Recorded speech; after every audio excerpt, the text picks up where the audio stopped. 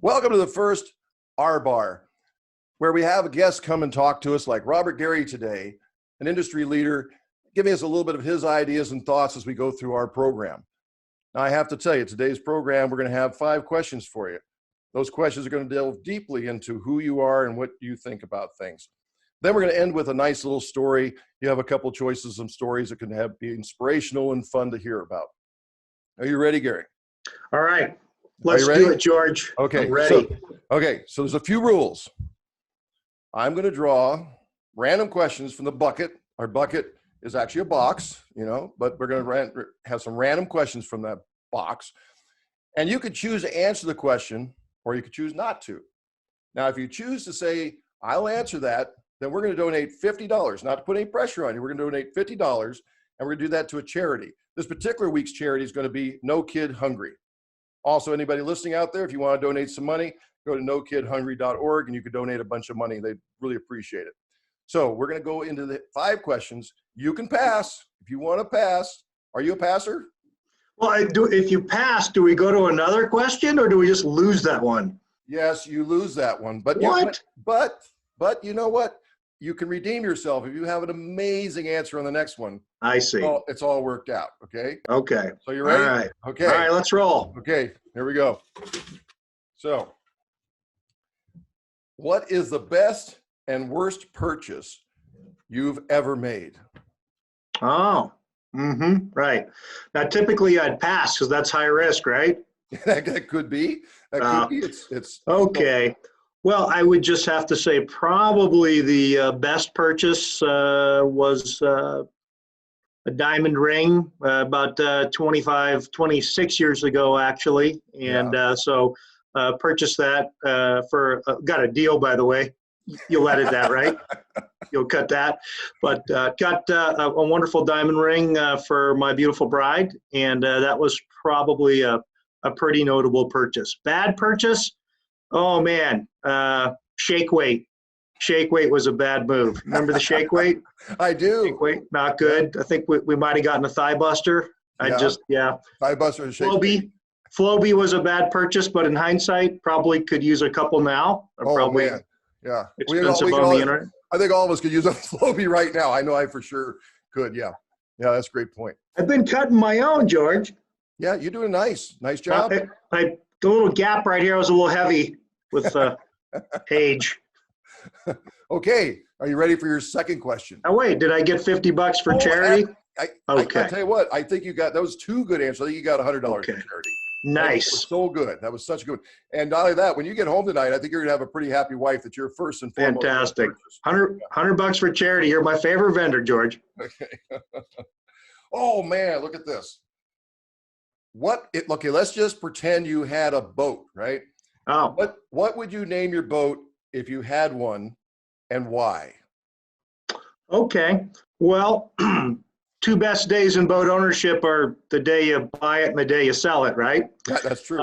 The old axiom goes. You know what? At one point in time, I owned a boat with another family, the Rogers family. Do you know them? Yeah. Right. Yeah, So very well. Great family. Right. Marv Jr. and Marv the Third and myself and our collective families. Actually, I think Marv the Third might have been single back then, but so maybe there was 5 of us in the deal. It might have been pre-marriage. And we bought a boat, and it was a 24-foot Cobalt. It was a great boat, great use on the Delta. We were going to share that purchase.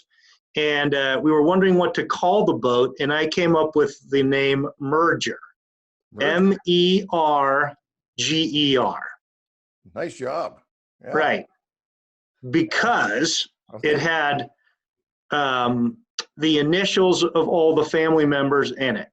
Marvin, Edward, Rogers, and the Gerry family, and you had everybody blended in. So the boat was kind of like a family merger. Wow, that's clever. Yeah, well, or cheesy. You could have just said cheesy. Yeah. But anyway, Marv put a hole in the boat, and then I put a hole in the boat, and then we sold it. So we never got a name on it. Yeah. But it didn't sink. The good news, it never sank. No, it didn't sink. It did not. So okay, well, great. $100. I think that's another $100. I do think. I mean, right now you're knocking it out of the park. That's amazing that you had a boat story. I didn't know you had a boat or Yes. a past boat. Okay. Yeah. Okay. Well, you know what? This one, gosh, I think you're going to enjoy this one. What is your number one type of takeout food?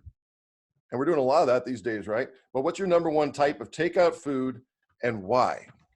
Yeah. I think I'm kind of a fan of pizza because Yeah. by the time it gets to where you think you should be ordering a pizza, it's probably been a pretty good day anyway. And then Yeah. they just show up and there's pepperoni and meat and cheese and red sauce. And I got to go pizza. Okay. Pizza. Okay. Pizza it is. And I agree with you. You know, when you do get that pizza, it usually's been either a day you've been working all day or whatever it might be you've been doing. And that's a great one. Thank you. You Okay. bet.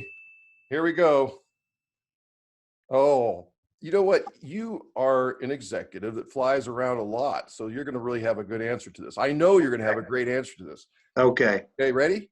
What is your favorite seat on a plane, middle, aisle, or window, and why? Well, as you know, George, up here in the Northwest, working for NORCO, we probably drive around in the Chrysler 300 four-door all-wheel drive more than we fly because we got a lot of stores and like to get out and see the people. Yeah. So that really is my primary mode of transportation. I appreciate you building me up to be the powerful traveling executive. I like it. I like to fly first class, and that is to say Southwest. And I like to grab that first seat when you come in. Yeah. You know, on the right-hand side, right on the aisle. And because I do fly enough that I, you know, just in general for other things, Fab Tech, GATA, and to see, you know, industry stuff, right. that I do typically get to board A1 through, say, 15-ish. Yeah. And do you fly first class Southwest as well? I do, but I usually go for the exit seat. I'm kind of like a little paranoid. For some reason, I think at 30,000 feet, that'll help me. I don't know why, but I think it'll help me. But, no, you're doomed. I now, also, if I'm flying, go ahead. I just want to ask you, do you also get the peanuts or whatever it is these days? Maybe it's not peanuts now. I think it's now pretzels. Do you get those first when you're in that first row? I always wondered that because I'm always at the exit middle of the plane. Actually, about half the time, if you're in that front row and you're wearing one of these silly jerseys, right? If it has any kind of collar on it and you're wearing dress shoes, yeah, the people that serve you on the plane, right? Yeah, often come to you a little bit early and offer you a drink and stuff. Okay. Yeah, okay. I hate to tell you that because you're sitting back mid cabin, but I mean it's just. Yeah, for me, I mean, on Southwest, we're basically landing when they hand me the little packet. So, yeah. Well, good news for you. Good news for you. There probably isn't food on a plane anymore. But when I'm flying with Beth, she requests that I get that little two-seater on the left-hand side of the older planes. Yeah. That's an exit row, which has several benefits. Number one, no kids. Oh, good point. No kids. I'm done with kids. At this round, George. Yeah. So no kids, and then we get to sit together and no one sits on the left of her. And on the new versions, those modern 737s, not the ones that crash, the other ones, there's another two-seater on the right-hand side, so you get two shots. Yeah. You get two shots. Two shots. Okay. Yeah. Well, I'll tell you what, you've given that some thought. I've lived it. Yeah. And I'm assuming and I know you travel a lot of miles in the car, I'm assuming that you're in the driver's seat at that particular, that's your favorite seat. Is that right? Unless I'm on the cell phone and then there's someone else driving. Okay, cool. Okay, great. Well, here we are. I think that's company policy, George. Absolutely. Or pull on the side of the road to make the call, right? That's got to be safe. That's the way to do it. Okay, so I am going to, gosh almighty, can you believe we got through all these questions? And you haven't passed yet. You have not passed one. I'm right here for you. Woo. Oh, look at this. If you could make your own music festival and lineup, so your own music festival lineup and morning show, afternoon show, or evening headliner, what would it be? And I don't even know if you're musically inclined. I don't know. But I guess we're going to find out. If you could make your own music festival lineup, a morning show, afternoon show, or an evening headliner, what would it be? Yeah.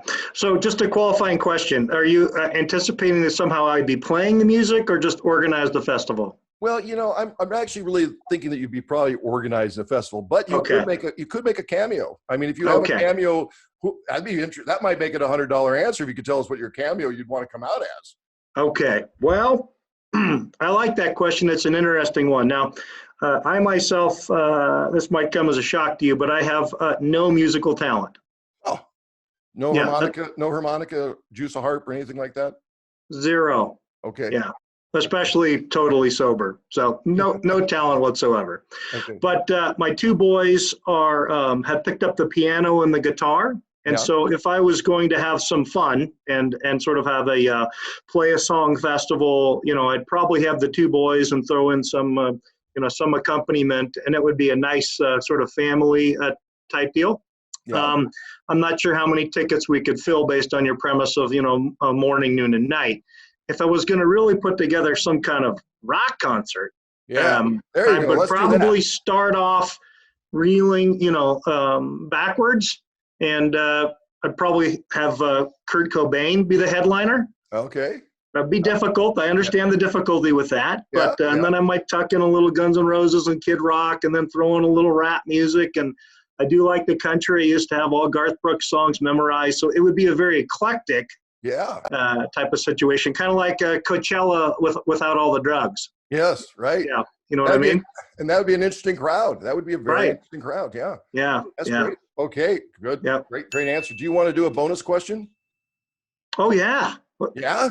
yeah. Okay. We need those kids fed, George. We do. That's right. Okay. Wait, I get to pick now. Oh, what? I'm cheating now. I get to. Oh man, this would be a great one. What? What is your really irrational fear? Your super irrational fear. An example. I mean, some people are really afraid of spiders or something else, and I know somebody that's afraid of things that you would never think about. I mean, what is your irrational fear? Oh, live television. Live television. Irrational fear. I think they're all pretty rational. It wasn't fashionable to be kind of germophobic 6 months ago, but I would say in the current environment, I really appreciate that more people wash their hands, George. Yeah. Yeah. Yeah. I was hearing somebody make a comment about that. They were at the airport and they said, it used to be at the airport, people go to the bathroom, they come out in the men's room and a certain amount of people would wash their hands. They said now there's people lined up to wash their hands, when you get Right. Yeah. Yeah. Right, which is good. Okay. And then I think I just because this is so fun to hear about these thoughts you have in your head, but I'd love to know, what is your most useless talent that you have? The most useless talent. It's a talent, but it's really useless. Yeah. Well, I used to do a lot of walking around on my hands. So, yeah, it's totally useless. But somehow I got in my head that this clownery of being able to do walking handstands for a long period of time meant something. So the unfortunate piece of that is that I got both of my boys to do that. And, through doing that and these like contests we used to go through and stuff, we had actually several broken bones between the group because we, as they were getting good at it, let's just say they were probably 8 and 10 years old. We lived in a 2-story house, El Dorado Hills, you've been up there. Yeah, so yeah, right down the street from Pagano, almost. But anyway, we had this big, giant, grand staircase, and between the three of us and Beth's admonition or admonishing us that this wasn't a good idea, several of us broke our toes just falling down the stairs, doing handstands, walking up and down the staircase. And that I don't know anything more useless and also cost me money, George. That's the best I got. And I have to beg to ask this question. When all three of you guys are doing your handstands, could you actually have conversations and talk to each other while you're all three on handstands, or is that hard to do? Well, yeah, I was giving them the business because back then I was much better. Now, in today's environment, the young bucks are healthier and stronger, so Now they give me the business, and my handstands are very short, and I have a lot of shoulder pain.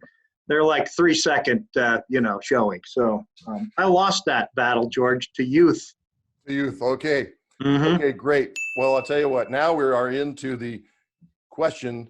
Tell us either. You got to choose one of these three things, right? Okay. This is like really the fun part here. Tell us one of these three things. A funny moment, such as when a sales call went wrong or something like that. Your biggest aha moment in business. That sounds kind of serious, but it could be kind of cool and serious. And what would you tell yourself now if you go back in time? What would you tell yourself now? George, I've had a bunch, but I would say that, and it's a great question. I appreciate it. It's a good one. Everyone can learn from other people, and I certainly have. And I've learned a lot from watching other people do great things and do really poor things. And then when you take and steal all the good stuff, you tend to build your skill set pretty strongly if you can follow the right and leave the nonsense behind you. And I've worked for enough bosses that I could extrapolate enough of the good to build a good index of quality skills, I guess you would say. Yeah. I do think there was one point in business that I realized that you could be excellent at getting a lot of things done, and you could demand that a lot of people that work for you did things, and you could achieve in that certain way. But it was very hard on the people on the team. So there was probably I can't recall when I actually figured that out. It was probably sometime between working for Prax the first time and then Alliance and probably back to Prax again, and somewhere in that time frame that I realized that you really, if you had everybody on your team believing in the mission, and then your expectations for yourself were the same as your expectations for them or higher, and everybody worked to that level, that you could actually achieve more than just pounding on everybody to get things done. So I think my style changed at that point, and I became a little less harsh with the folks below me or with me that kind of demanded to reach a certain level. And then I watched that kind of flourish later, and I brought that into other roles. I worked with Praxair and here with NORCO, and so I think there was a style change in that regard, George, and it was a good point in time. Yeah. Well, thanks for sharing that. I appreciate that. And I think that everybody hearing that kind of a thing that has probably had some experience in their life, but it's really wonderful that you open yourself up to get that moment of your life out there. Well, Robert, Gerry, I tell you what, we are at the end of our wonderful Friday R-Bar. And every evening we're going to be doing this on each Friday. So I hope you'll check in on that as well in the upcoming episodes. And we're going to have you out there. And thank you again for sharing your time and your thoughts. And as an industry leader and all, this has really been a great moment for me. And I really have enjoyed the time. And I'm sure our listeners have as well. So thank you again. Hey, George, I appreciate it. Thank you to your whole crew. You have a better background than mine. I just thought I might mention that.